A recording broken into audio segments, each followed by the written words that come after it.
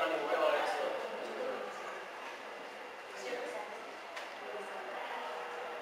Jadi ini adalah sejarah komik Amerika.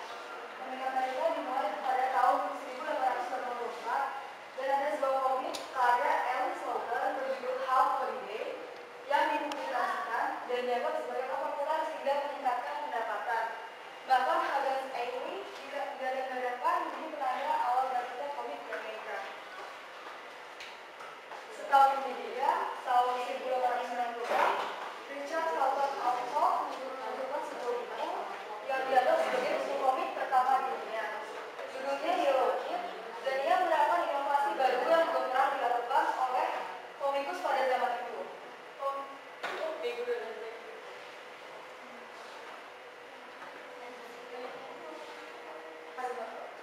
Pada masa itu bermunculan salah satu komik yang kemudian menjadi agenda sampai sekarang, seperti Flash, Gordon, Detective Tarzan, Superman hingga Batman dan Captain Marvel. Setelah itu semangat membuat komik pun makin menjalar di mana-mana. Para komik pun menciptakan berbagai tokoh cerita yang kemudian menjadi ikon yang ke seluruh dunia. Berikut ini adalah publikasikan awal oleh Batman. 1934, Famous Planet mengeluarkan sebuah kasus 11 edisi selama 21 tahun. 1935, Newman merupakan komik pertama dan edisi comic book. 1937, edisi pertama yang dikeluarkan oleh DC Comics bercerita tentang detektif. 1940, komik Flash muncul, lalu pada tahun 1961 ada Fantastic Four, 1975 Serious, Fantastic Quarterly, Cyberpunk, ya bisa dilihat sendiri. Pada 1988, Marvel Comics meraih keuntungan sebanyak $82,5 juta. Sampai sekarang Marvel masih tetap.